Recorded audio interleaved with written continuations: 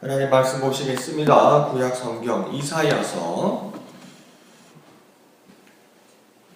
시편, 잠언, 전도, 아가, 이사야 이렇게 되죠.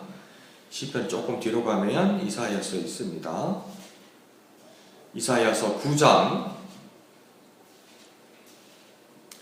이사야서 9장 1절에서 7절까지 생명의 삶 12월 23일분 1절부터 7절까지 다같이 환음성으로 읽겠습니다. 시작. 전에 고통받던 자들에게는 흑암이 없으리로다. 옛적에는 여호와께서 스불론 땅과 납달리 땅이 멸시를 당하게 하셨더니 후에는 해변길과 요단 저쪽 이방의 갈릴리를 영화롭게 하셨느니라.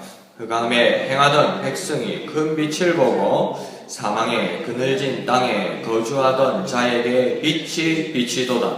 주께서 이 나라를 창성하게 하시며 그 즐거움을 더하게 하셨으므로 추수하는 즐거움과 탈취물을 나눌 때의 즐거움같이 그들이 주 앞에서 즐거워하오니 이는 그들이 무겁게 맨 멍에와 그들의 어깨에 채찍과 그 압제자의 막대기를 주께서 꺾으시되 미디안의 날과 같이 하셨음이니이다.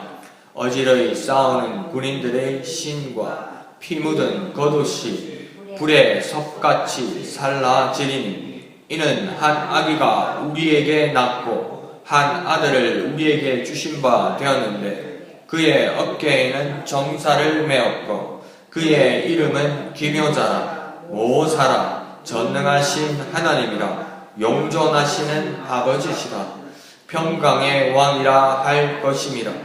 그 정사와 평강의 다음이 무궁하며 또 다윗의 왕자와 그의 나라에 군림하여 그 나라를 굳게 세우고 지금 이후로 영원히 정의와 공의로 그것을 보존하실 것이라. 만군의 여호와의 열심히 이를 이루시리라. 아멘. 예, 오늘부터는 시편 묵상을 잠시 다음 주로 미루고 성탄을 준비하는 그 말씀을 나누는 며칠간이 될 것 같습니다. 그래서 오늘은 이사야서, 그 장차 이사야 당시에 장차 세상에 나타날 그 메시아에 대해서 이사야가 하나님의 말씀을 받들어서 그 예언하는 내용입니다. 가만히 생각해 보면 이사야 당시에는 메시아를 이렇게 예언한다는 것이 못내 그 부담스러웠을 겁니다. 이스라엘 사람들이 기대하는 모습하고는 많이 다르니까요. 아기가 뭘 한다는 거지? 이런 것들 있잖아요. 그리고 뭐 황당한 이야기들, 이런 것들이. 그리고 본토들을 내버려 두고 변방이나 이방들에게서 어떤 새 희망이 나타날 거라는 것, 이런 것들은 이 이사야 같은 경우에는 선지자 중에도 왕실 선지자거든요. 그러니까 그 선지자들 중에서도 변방의 어떤 제야의 선지자들이 있었고 왕실 선지자가 있었는데 왕실 선지자는 얼마 되지 않았고 왕실 선지자는 참 옛날이나 지금이나 똑같아요. 권력 가운데 있고 왕실이나 청와대에 가까이 있는 관리들은 다 부패했어요. 그러니까 그 당시에도 왕실 선지자들은 대부분 부패했어요. 시드기야 같은 사람은 그런 사람 보세요. 근데 이사야 같은 경우는 그러지 않았죠. 아주 하나님 앞에 바로 서려고. 이사야가 나중에 그 행적을 보면 그 왕족이었던 것 같습니다. 그러면서도 바로 서고 나중에 전설에 의하면 톱으로 혐을 당해서 순교당했다고 하니까 그런 사람이 어떤 왕이 듣기 좋은 말, 기득권이 듣기 좋은 말로 예언하지 않고 이렇게 어린이 좀 불편한 말을 한다는 것이 그것이 하나님이 주신 말씀이라고 생각할 때 이사야는 참 부담스럽고 힘들었을 겁니다. 그럼에도 불구하고 전하는 것이 하나님 말씀이죠. 비유를 맞추는 것이 하나님의 말씀이 아니고 그럼에도 불구하고 하나님의 말씀을 받드는 것, 그것이 예언자와 선지자와 하나님의 말씀을 전하는 자가 해야 될 일이죠. 그런 모습에서는 제가 좀 그런 죄에 대해서는 좀 자유롭지 못한 것 같습니다. 저도 반성하고 바로 서야만 할 것 같습니다. 자, 본문을 봅시다. 1절 2절을 보면 전에 후에 이러면서 다른 모습이 나타납니다. 전에는 어떠했고 후에는 이러하다, 이런 모습이 있는데 전의 모습을 공통적으로 이야기하면 뭐냐면 전에는 고통이고 흑암이고 멸시, 이런 것들이 있었다는 겁니다. 그러니까 뭐 고통, 흑암, 멸시. 그런데 후에는 이제 영화와 큰 큰 빛과 그 빛들이 등장합니다. 그러니까 전의 모습과 후의 모습이 달라질 거라고 이야기합니다. 이건 아주 희망적인 이야기죠. 아주 순탄하게 잘 받아들일 수 있는 말입니다. 그런데 지역을 이야기하면서 그 지역이 스불론 땅과 납달리 땅을 멸시를 당하게 하셨더니, 그러니까 이스라엘의 12지파 중에서도 스불론과 납달리는 그 변경에 있던 사람이죠. 좀 밀려있던 사람들이죠. 그 사람들이 멸시를 이전에는 받았는데 후에는 그 해변길과 요단 저쪽 이방의 갈릴리를 영화롭게 하셨느니라 이렇게 합니다. 요단 저쪽이니까 변방이고 이방이죠. 근데 이방의 갈릴리라니까 좀 이해가 가지가 않습니다. 갈릴리도 이스라엘 땅 안에 들어가는 것이 아닌가 그렇게 생각이 들기도 하죠. 갈릴리가 최고 북쪽입니다. 그래서 그러니까 이방과 접촉이 참 많았던 지역이에요. 그래서 말도 같은 히브리어 아람어인데도 좀 말이 어긋져요. 우리말로 하면 좀 억양도 세고 말도 잘 못 알아듣겠고 막 제주도 말 같고 좀 북쪽 말 같고 막 중국말 같기도 하고 우리나라 말 같기도 하고 이런 상황이라는 거죠. 그러니까 참 이스라엘 사람이라 말하기에는 참 곤란한 사람이고 근본이 이상한 사람이고 왕래가 많으니까 국제결혼도 많았겠죠. 그러니까 이게 여기 사람인지 저기 사람인지도 모르겠고 막 본토 사람들은 좀 무시하는 지역이었다는 거죠.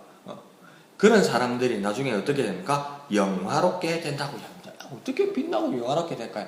가만히 생각해 보세요. 갈릴리가 나중에 빛을 보게 된다고 이야기할 때 예수님이 유다 땅 베들레헴에서 태어나셨지만 그 유년기의 시절을 어디에서 지냅니까? 그러니까 그 요한과 베드로도 그 앉아서 걷지 못하는 솔로몬 행각에서 걷지 못하는 사람에게 금과 단, 은 4개 엮으니까 4개 있는 이름으로 4개 주노니 누구 예수의 이름으로 일어나 걸으라고 이야기합니까?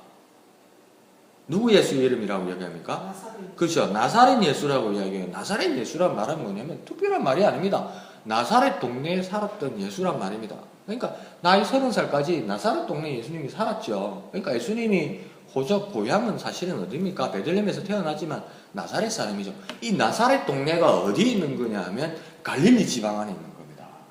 그러니까 예수님 태어나서 살은 데가 갈릴리예요. 서울로 가야 되는 거 아닙니까? 아니요. 예수님 예루살렘에서 사역한 거 얼마 안 됐어요.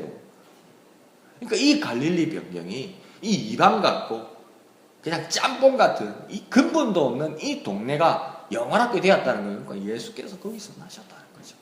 메시아가 거기서 나셨다는 거죠. 그러니까 우리의 삶에서도 우리 전보다 그 후가 우리 지금 이때보다도 그 다음이 빛나고 영원하다는 것을 우리는 꼭 믿어야 됩니다. 왜요? 더 주님 오심이 가까워 가니까요. 그날이 가까워 가니까 저 끝에서 빛이 비치다가 한번 생각해 보십시오. 동방 박사들도 자기 페르시아 땅에서 그 빛을 별을 연구하는데 이 별 모양이 하나 이상해요. 움직이니까 이렇게 툭 따라가는데 그 먼 길을 수행원들과 이렇게 쭉 가다 보니까 이 유다 땅 베들레헴에서 별이 반짝반짝반짝한데 더욱 반짝반짝 빛난다는 거죠. 왜 더욱 반짝반짝 빛나겠습니까? 가까우니까. 예수님이 나시니까. 그런 말은 우리끼리 통하는 이야기고, 믿음의 눈으로 그건 우리끼리 통하는 이야기고, 그 사람이 무슨 동방목사 무슨 믿음이 있어요. 그냥 별 보는 사람인데. 더 심하게 말하면 점쟁이 같다는데, 점치는. 그러니까 가까이 가니까, 별을 보면서 가니까 더 가까워지니까 더 반짝반짝 빛나는 거 아니에요? 그게 메시아가 아기 예수가 났다는 거 아니에요? 그와 마찬가지로 뭡니까? 멀리 보일 때는 희미하지만 날이 가까울수록 우리가 하루하루 날을 내릴수록 내 몸은 후패해요. 내 몸은 힘들어요. 내 몸은 갈수록 늙을 거예요. 그렇지만 그러니까 그것은 더 가까워 오는 거죠. 그러면 뭡니까? 그 빛이 더 반짝반짝하는 거죠. 주님 오시는 그 날에 대해서는 더 가까워져서 더 반짝하는 겁니다. 아이고 이게 사랑기가 이런 사랑을 당했나 앞으로 어떻게 되겠노가 아니고 더 영화롭게 된다는 겁니다. 이방마저 그렇게 되게 되겠다고 말씀하고 계십니다. 그러므로 우리의 미래가, 우리의 다음이, 우리 전보다 우리 후회가 더 빛나고 더 반짝이고 더 영화롭다는 것을 믿고 살아가는 저와 여러분 되시기를 부탁드립니다. 자, 그러면서 3절은 즐거움이 4번이나 3절에서 반복됩니다. 이렇게 쉽게 말하면 장성한 즐거움, 두 번째는 주수하는 즐거움, 세 번째는 탈취물을 나누는 즐거움. 목사님, 탈취물을 나누는 즐거움요? 도둑질 하라는 겁니까? 강도질 하라는 겁니까? 누구 뺏어라는 겁니까? 그 뜻이 아니고요. 그때 그 당시에는 전쟁들이 많았죠. 내가 먼저 전쟁을 거는 경우도 있지만 전쟁을 당하는 경우도 많죠. 그러니까 이 탈취물을 나누는 즐거움이라는 것은 약탈에 대한 이야기보다는 전쟁이 끝났다는 겁니다. 더 이상 전쟁이 없다는 겁니다. 그것은 뭘 말하는 겁니까? 평화, 즐거움, 그것이 있다는 것을 이야기하는 것이죠. 그리고 그 무엇보다도 가장 큰 즐거움은 3절에서 무엇입니까? 주 앞에서 즐거워하는 것이다. 그렇게 이야기합니다. 그러니까 하나님이 주시는 모든 즐거움이 저와 여러분에게 있다고 4번이나 반복하는 겁니다. 창성하는 즐거움, 추수하는 즐거움, 탈취물을 나누는 즐거움, 그리고 주 앞에서의 즐거움이 저와 여러분의 것이 되기를 부탁드립니다. 자, 그러면서 4절은 이렇게 즐거워할 수 있는 이유가 있다. 이렇게 이야기합니다. 이렇게 즐거워하는 이유가 무엇이냐면 멍해와 채찍과 압제의 맞대기를 꺾어버리는데 누가 그렇게 하셨나? 주께서 꺾어버렸다. 그러니까 전쟁 무기와 나를 압제하는 사슬과 모든 나를 괴롭히는 것들을 꺾어버리고 부셔버렸다는 겁니다. 그러니까 주께서 그렇게 하셨다는 겁니다. 이것은 무엇을 상징합니까? 더 이상 고통과 압제가 없다는 거죠. 그 해방의 날을 또 비유하기를 4절 중반절 하반절에 가면 뭐라고 이야기하냐면 사사시대 미디안의 식민지에서 해방된 것과 같다. 그러니까 미디안의 식민지에서 해방되었다. 이 말은 무엇이냐면 사사시대에 사사기에 보면 여러 압제에서 해방되기 시작하는데 미디안의 압제에 있던 시대에는 누구냐면 그 기드온 시대입니다. 기드온에 있던 시대인데 미디안에게 이스라엘 사람들이 7년 동안 그 압제를 받습니다. 7년 동안 그 고통을 받죠. 그때 도저히 불가능했던 그 미디안을 대항해서 기드온이 나타나서 그 해방의 즐거움을 주었다는 겁니다. 기드온 기억나죠? 어떤 사람입니까? 용맹하기 전에 겁도 많고 두려움도 많아서 그러니까 그 소출을 포도주 그 틀 안에서 몰래 그렇게 소출을 그 타작을 하던 사람입니다. 밤에 몰래 미디안한테 안 뺏기려고. 그러니까 그러면 하나님께서 능력 주셔서 이 민족을 구하라면 아멘 하고 갈 것 같죠. 근데 사람이 그나저나 뭐 나나 비슷한 것 같아요. 아멘 하고 가지지가 않죠. 그 내가 어떻게 믿습니까? 그러면서 그러면 내게 표적을 보여주십시오. 그렇죠. 그러니까 우리 정말로 간땡이가 부었죠. 하나님을 시험한 거 아니고 뭐라고 합니까? 이 양털을 여기 두겠습니다. 이 양털이 젖으면 그리고 땅이 말라 있으면 내가 하나님께서 보낸 의시를 생각하고 믿겠습니다. 그러니까 자고 일어나니까 진짜 양털만 흥건하게 젖어 있잖아요. 그럼 믿고 가야 되잖아요. 사람은요 못했어요. 이 새벽이니까 여러분을 복창시키자지만 참 신보가 이상해요. 나를 포함해서 참 그 의심하는 의심병은 정말 대단합니다. 정말 단단합니다. 반석입니다. 반석. 뭐랍니까? 그럼 믿고 가야 되는데 한 번만 더 해야 합니다. 뭐랍니까? 반대로요. 이건 좀 쉬웠던 것 같아요. 하나님 테스트하는 게 쉬웠던 것 같아요. 이제는 반대로 양털은 바싹 말라있고 땅만 적게 해주세요. 이건 좀 어려울걸? 이러는 거예요. 그게 사람이에요. 근데 그 다음 자고 일어나니까 뭔가 그가 원하는 대로 그렇게 되었더라는 거죠. 그러면 이 미디안을 구원하는 일은 기드온이 앞장서 있지만 누가 한 겁니까? 진짜 아니 꽂고 더럽고 진짜 아이고 참 이런 마음이 들 수도 있는데 하나님께서 무엇입니까? 이스라엘 백성들을 사랑하시기 때문에 그 모든 모욕과 수모에도 불구하고 조롱에도 불구하고 믿지 않는 의심에도 불구하고 하나님이 앞장서셔서 도무지 불가능한 사람 기드온이란 도저히 불가능한 사람 도저히 안 될 것 같은 사람 이 새벽에 죄송합니다만 정말 이 찌질이를 앞에다 세워놓고 적과 싸워도 이기게 하신다는 거예요. 이 누구의 일입니까? 하나님의 일이라는 겁니다. 그럼 우리 일 가운데서 내가 이것을 이루었다 이런 꿈을 꾸지 말고 내가 앞으로 나아가는 일에 하나님께서 앞장서서 이 일을 이루실 거라는 그 비전과 그 소망을 가지고 살아가라는 거죠. 내가 이 발걸음을 걷지만 하나님께서 앞장서서 이 일을 다 수행해 나가신다. 이 믿음으로 나아가는 거죠. 그런 놀라운 일들 가운데 해방의 즐거움이 있을 것이다. 주께서 그리 하시기 때문이다. 그렇게 말합니다. 그 놀라운 경험을 하는 저와 여러분 되시기를 부탁드립니다. 자, 그러면서 5절에서는 결국은 전쟁의 승리가 있을 것이다. 이것은 무엇입니까? 최종적인 승리를 말하는 것이다. 전쟁의 승리라는 것에 대해서 조금만 더 생각해 보았으면 좋겠습니다. 싸워서 이겨서 막 이 쾌감을 느끼는 그것도 있겠지요. 그러니까 컴퓨터 게임이 애들한테 컴퓨터 게임이 그렇게 인기가 있는 거 아닙니까? 애들 컴퓨터 게임 보십시오. 그 스마트폰 게임 봐도 다 죽이고 찌르고 부수고 막 쏘고 막 그겁니다. 거기서 쾌감을 느끼는 겁니다. 뭐 지는 하나도 안 아프니까. 근데 사실은 전쟁의 의미는 사실은 뭐냐면 그렇게 죽이고 싸우고 부수고 누르고 그게 의미가 아니고 전쟁이 끝나는 게 목적입니다. 더 이상 전쟁이 없는 게 목적이에요. 그게 진짜 전쟁하는 사람이죠. 그게 진짜 장군이죠. 그게 진짜 장수고 전쟁의 지도자죠. 더 이상 전쟁이 없게 하는 거. 더 이상 전쟁이 없고 더 이상의 전쟁이 없게 폐지한다는 말은 무엇입니까? 평화가 시작되는 게 목적입니다. 평화가 시작되는 게.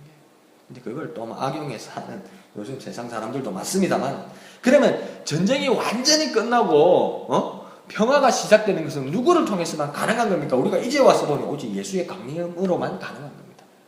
오직 예수가 오시는 것으로만 가능한 겁니다. 왜요? 예수는 칼 들고 오지 않으셨으니까요. 예수는 총 들고 오지 않으셨으니까요. 예수는 근사를 거느리고 오시지 않으셨으니까요. 어떤 분은 또 그렇게 말합니다. 아, 예수가 그때는 그렇게 비참하게 왔지만 이번 두 번째 올 때 재림하실 때는 가만히 안 놔둘 걸. 성경 조금만 더 열심히 보면 알아요. 그러면 예수님 오시면 전쟁 납니까? 그러니까 막 이상하게 예언하잖아요. 막 전쟁 나고 막 죽고 부수고 이렇게 될 거라고. 아니, 조금만 더 생각해보세요. 예수님 입에서 막 칼이 나온다고 그러던데 요한계시록, 그러면 진짜 예수님이 괴물이 돼가지고 막 적들 앞에서 예수님이 이러면 칼이 하고 사람 찔러 죽고 진짜 그럴 거라고 생각합니까? 저기 와저라노 싶으지만 그게 아니잖아요. 하나님의 말씀에 권능이 있고 능력이 있어서 천지가 창조된 거 아니에요. 그러면 그 예수님의 말씀이 능력이 있어서 모든 세상이 굴복한다는 뜻 아닙니까? 인정한다는 뜻 아닙니까? 그게 더 맞는 말 아닙니까? 응? 성경을 어떨 때는 유치원생처럼 안 봤으면 좋겠어요. 그 전쟁이 끝나는 것은 오직 예수의 강림으로만 가능하다는 겁니다. 자, 6절을 봅시다. 그러니까 6절을 보니까 이게 세상적으로 아무 말이 안 되는 소리예요. 진짜 말도 안 되는 소리예요. 어떤 일이 일어납니까? 아기가 난다. 아들의 모습으로 나타난다. 이렇게 이야기합니다. 메시아가요, 아기로 나타난다고요? 이거 절망입니다. 이스라엘 사람. 아니, 이 압제 가운데 있는데 아기 모습으로 나타난다고요? 한 아들의 모습으로 나타난다고요? 근데 그 어깨에 뭘 메었다고 하니까 아기에게 정사를 메었다. 이 정사를 메었다는 뭡니까? 영어로 쓰면 government 이렇게 써 있습니다. 이게 뭡니까? 정부를 업었다는 겁니다. 정치를 업었다는 겁니다. 이 대한민국이 만약 이 대통령이 엉망진창이니까 이 탄핵해가지고 새 대통령을 세우는데, 대한민국 새 대통령을 진해 목양교에 있는 방미소를 세웠다는 거예요. 청와대에다 미소를 넣어놨다는 거예요. 이 말이 됩니까 이게? 지금 그 이야기예요 이게. 그 방미소를 청와대에다 넣어놔 미소가 어쩌겠습니까? 아니, 집에 갈래, 엄마, 할배 이런 식으로 있으려고 하겠습니까 걔가? 근데 지금 그 말이에요. 그 막중한 그 정사가, 막중한 그 권력이 그 아기에게 매여져 있다. 이렇게 얘기하는 겁니다. 그러니까 잘 보세요. 전쟁이요, 무기로, 힘으로, 권력으로 이렇게 종식이 되는 게 아니에요. 혼란으로요. 이 세계의 뉴스를 한번 보세요. 어디에 폭탄이 터지고 테러가 나고요, 더 큰 테러가 나고요, 더 큰 무기가 터집니다. 미국이 모든 것을 해결할 거라고 생각했잖아요. 근데 세계 곳곳에 더 큰 게 터집니다. 기독교가 세계 정복의 종교라고 믿었잖아요. 유럽 곳곳에 지금 크리스마스 매장이 막 터집니다. 막 터져. 전쟁과 돈으로, 무기와 돈으로 평화가 오지 않습니다. 그럼 그게 얼마나 우리 모든 세상이 비참하게 느낍니까? 테러한다고 어디에다 폭탄을 설치하고 터뜨리니까 막 사람들이 죽는데, 거기 보니까 그 아무것도 모르는 어린애들이 막 피투성이가 되고 막 팔이 잘려나고 피가 철철 흐리고 머리가 깨져가지고 막 정신이 나가가지고 온갖 죄를 뒤집어 쓰고 이래가지고 정신이 멍해져 이렇게 서 있을 때 전 세계가 비참해하고 주목하잖아요. 그것 때문에 세계의 사람들이 전쟁이 더 이상 있어서는 안 된다고 생각하고 그게 힘을 합쳐요. 마찬가지예요. 이 당시에도 이 혼란과 전쟁의 종식은 무엇입니까? 전쟁과 무기로 되지 않는다는 것을 알아요. 그래서 뭐라고 이야기합니까? 이사야는 정말 멀리 바라봅니다. 한 아기가 난다는 거지. 이 아기의 모습으로 해결하기 시작할 거라는 거지. 그에게 정사가 메어져 있다는 겁니다. 그러면서 그 이름들이 열겨되기 시작합니다. 그 이름은 무엇입니까? 마치 사명과 사역과 능력을 말하는 것 같습니다. 첫째는 뭐라고 이야기합니까? 기묘자다 이렇게 합니다. 이 기묘자란 말은 뭐냐면 영어로 말하면 wonder 이러면 됩니까? 우와 이 말입니다. 그냥 우리 말로 우와. 김옥순 집사님의 집에 그런 일이 있으면 안 되면 김옥순 집사님 댁에 불이 났어. 혼자 계시는데 우와 큰일 났다 그러니까 이거 꺼내야 되는데 꺼낼 수가 없어. 할매 혼자 나오기도 힘든데. 그런데 막 힘이 갑자기 초인적인 힘이 나가지고 냉장고를 얻고 나오는 거야. 그러면 사람들이 에이씨 거짓말하고 있는데, 근데 그때는 초인적인 힘이 발휘되는 거예요. 그러니까 우와 냉장고를 할머니가 얻고 나왔어. 그럼 사람들이 뭡니까? 진짜 밖에 나와 있거든. 냉장고 긁고 우와 이랬잖아요. 그게 기묘자란 뜻이에요. 사실은 다른 뜻이 아니고 우와 그 원더 그 옛날 애들 영화에 원더우먼 이래죠. 놀라운 아줌마 놀라운 여자 원더 기묘자다. 그 아기가 이 놀라운 일을 해낸다. 기묘자 우와. 그 다음 모사는 뭐냐면 모사꾼이죠. 나쁜 뜻이 아니라 상담가, 전략가, 지도자, 멘토, 조언자 막 말을 해주고 들어주고 막 길을 열어주고 소개시켜주고 막 보여주고 이런 자를 뭡니까? 모사라 이야기합니다. 그리고 또 세 번째는 전능하신 하나님입니다. 능력으로 그 하나님임을 증거한다는 겁니다. 하나님이 하나님이다 보여줘. 아니 믿어 있다 이 정도가 아니라 하나님이 능력으로 하나님의 계심을 보게 된다는 거지. 그러니까 마틴 루터도 어떡합니까? 나중에 막 길을 가다가 막 천둥이 발발 치는데 막 옆에 친구가 죽고 막 나무가 갈라지는 걸 보면서 뭔가 하나님을 두려워 하나님 앞에 서운했다고 이야기하잖아요. 그 하나님을 뭔가 능력으로 만나게 되었다는 거죠. 그 다음 네 번째는 영존하신 아버지라. 이 영존한다는 말은 이거 줄임말입니다. 영원히 존재하시는 하나님이라는 거예요. 영원히 존재하시는 하나님이 그 아버지 되신다 이 말입니다. 하나님은 영원히 존재하신다는 거예요. 영원히 계신다는 거예요. 영원부터 영원까지 계신데 그분이 아버지 되신 하나님이다. 그에게. 그리고 마지막 다섯 번째는 평강의 왕이다. 평화의 주도자다. 평화를 이루는 분은 오직 이분이다. 당연하죠. 아기로 나서 이곳에서 무기가 아니고 총칼이 아니고 칼과 창이 아니고 아기로 난 모습에서 그 정사를 메고 이 모든 전쟁을 끝을 내고 이 전쟁을 끝을 내는 목적은 무엇이냐? 평화다. 그러니까 이것의 주인공으로 이것의 주도자로 이를 이뤄내는 자로 일어날 것이다. 그러니까 보세요. 유엔 사무총장 하면 뭐예요? 맨날 눈치만 보고 맨날 자기 먹고 살 것만 생각하고 맨날 이기 끌 거만 생각하고 그게 유엔 사무총장이라는 거죠. 그러니까 그 모양 그 꼴 나는 거 아니요? 자기 한 몸 던져서 최소한 유엔 사무총장이라면 전쟁이 나고 폭탄이 터지는 거죠. 자기 한 몸 던져서 더 이상 여기서는 전쟁이 있어서는 안 된다고 잿더미에서 눈물 흘리는 게 유엔 사무총장이 하는 일 아닙니까? 근데 자기 앞길이나 닦고 있고 배신이나 하고 그게 무슨 유엔 사무총장입니까? 그런 엉터리가 어디 있습니까? 이 세상에. 그런 엉망진창이 어디 있습니까? 그런데 보십시오. 아기 예수님은 그러지 않다. 그 알몸과 맨몸으로 그 가장 혼란스럽고 가장 죽음의 자리 그 한가운데 있겠다는 거예요. 왜요? 이걸 끝내야 되니까. 그러니까 나중에 뭡니까? 그 알몸으로 비참한 십자가에 피 흘려 돌아가시는 거 아닙니까? 완벽한 분이라는 겁니다. 누구도 상상할 수 없는 이전에도 전무후무한 그 누구도 상상해보지 못한 완벽한 모습으로 그가 나타나실 것이다. 이사야는 진짜 하나님의 사람입니다. 하나님의 말씀을 붙든 사람 같습니다. 말하자면 무엇 하나 부족함이 없이 완벽한 메시아 그리스도 구원자 구세주라는 것이죠. 실제는 그의 사역하는 모습이 나옵니다. 그런데 한가운데를 보면 그 나라를 굳게 세운다고 말하는데 7절에 나라를 굳게 세우는 그 기본이 뭐냐면 정의와 공의로 하신다. 그리고 그것을 보존하실 것이다 이랍니다. 그러니까 정의와 공의로 이 나라를 세울 것이다. 그런데 어떻게 무엇으로 그렇게 완성한다고 이야기하냐면 7절 끝에 여호와의 열심이라고 이야기합니다. 좀 상상하지 않지 않습니까? 하나님이 열심히 하신다고 이야기합니다. 왕이면 야, 그거 좀 해. 뭐 좀 제대로 해.